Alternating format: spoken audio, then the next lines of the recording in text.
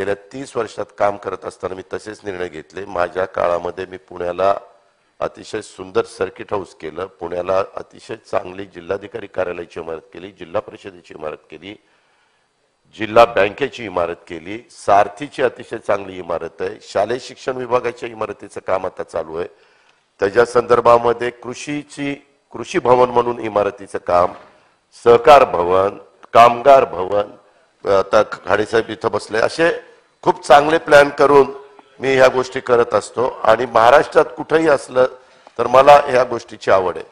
मंत्री महोदय, मी कलेक्टरला, सीईओला ह्यांना सगळ्यांना पाठवलं, चीफ इंजिनियर पीडब्ल्यूडीला, आणि त्यांना म्हणलं तुम्ही बघून या, तुम्ही काही दिलीप मोहितेंचाही ऐकायचं नाही, आढळरावचं ऐकायचं नाही, कुणाचंच ऐकायचं नाही, एक त्रयस्थ म्हणून आपल्याला काय योग्य वाटतं। त्यांनी मला अहवाल दिला ह्या जागेच्या संदर्भातला। ते सगळं ऐकल्यानंतर मला असं वाटलं की आपण स्वतः पाहणी करावी। मी स्वतः रवींद्रजी तिथं गेलो, सगळ्या जागा बघितल्या। माझाही नेहमी हा प्रयत्न, आज ग्रामीण भागामध्ये जिल्हा परिषदेच्या अध्यक्ष त्यावेळेस राष्ट्रवादीच्याच होत्या, त्याच तालुक्यातल्या होत्या, त्याही भगिनी मला म्हणत होत्या की बाबा ह्या पद्धतीनं करावं। तिथले खासदार अमोल कोल्हे तेही म्हणत होते, मोहिते साहेब म्हणतात तसं करावं। मी ते सगळं बघितल्यानंतर काही गोष्टी तुम्ही आता जे म्हणाला, वास्तविक हेच ग्रामविकास मंत्री होते, मी एका मिनिटात ते परवानगी घेतली असते। मला काही परवानगी, मी प्रशासनात असलो परवानगीला मी एक दिवस पण वेळ लावत नाही, परंतु का ते राहिलं ते त्याच वेळेस लक्षात आणून दिलं असतं तर एका मिनिटात मी ह्यांची पण सही त्याच्यामध्ये घेतली असती।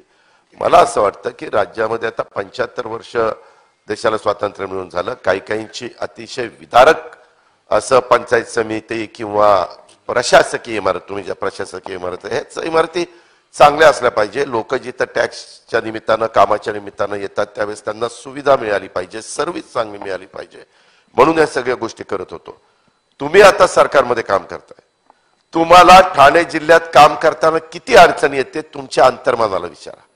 कारण काय होतं, तिथं स्वतः मुख्यमंत्री आहेत आणि आपण पण तिथं बरेच वर्ष काम केलेलं आहे, तुम्हालाही काही वेगळं वाटतं, परंतु मुख्यमंत्र्यांच्या समोर काही थोडंफार पुढं मागं करावं लागतं। तीच गोष्ट पालघर जिल्ह्याच्या बाबतीमध्ये घडते। आता होतंय काय अध्यक्ष महोदय, जर शिंदे गटांच्याकडे कुणाला जायचं म्हटलं तर ती लोक आले की त्यांचं काम पहिलं करायचं, काही मागचा पुढचा विचार करायचा नाही। तो आला ना, आता बरेच हौसे नवसे गौसे आमच्याकडचे पण, दादा चाललो तिकडे, म्हणलं का रे, नाही तिथे गेलं कागद दिला की लगेच सही होती। हे प्रकार आहेत, ही वस्तुस्थिती आहे। तुम्ही किती काही दादा किंवा मुनगंटीवार साहेब कुणी किती विरोध करा, पण ही वस्तुस्थिती आहे।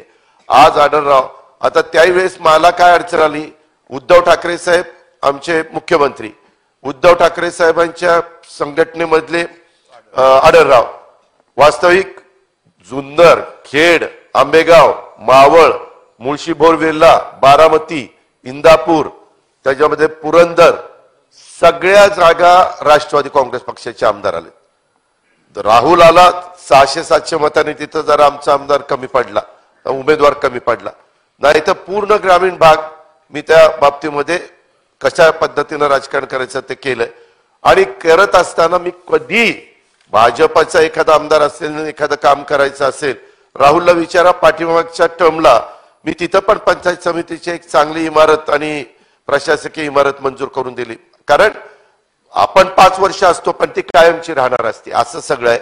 आणि त्यावेळेस पण उद्धव ठाकरे साहेब मला म्हणायचे, अजित तुम्ही काय करा, आढळरावांना बोलवतो, दिलीप मोहितेंना बोलवतो, आपण चौघ बसून मार्ग काढू। म्हणलं कशाचा मार्ग काढता, आढळराव आता तिथं लोकप्रतिनिधी आहेत किंवा कोणी नाही, आणि पूर्ण बाकीचे निवडून आलेले अध्यक्ष महोदय सगळे आता म्हणजे रवींद्र चव्हाण साहेबांनी ब्रीफिंग व्यवस्थित घेतलेले, त्यांच्या ती गोष्ट लक्षात आलेली आहे, फक्त इगो काहींचे जागे झालेले आहेत। आणि म्हणून आतापर्यंत इमारतीचं काम होऊन सगळं पूर्ण व्हायला पाहिजे होतं। मी मुद्दाम ग्रामविकासकडनं तिथं जास्तीचे पैसे घेतले की पुढे अडचणी यायला नको, अशा प्रकारच्या सगळ्या गोष्टी आहेत। माझी तुम्हाला विनंती आहे की सरकार येत असतात, सरकार जात असतात, तुम्ही जर पुण्याला कुठल्या दौऱ्याच्या निमित्तानं आला तर आपण मला बोलवा, दिलीप मोहित्यांना बोलवा, शिवाजी आढळरावांना बोलवा, तुमचे पीडब्ल्यूडीचे चीफ इंजिनियर एसी यांना बोलवा, कलेक्टर वगैरे पण आपण बोलू आणि चांगल्या काही करण्याचा त्याच्यामध्ये प्रयत्न करू। कुणीही त्याच्यामध्ये टोकाची भूमिका घेऊ नये अशी माझी विनंती आहे.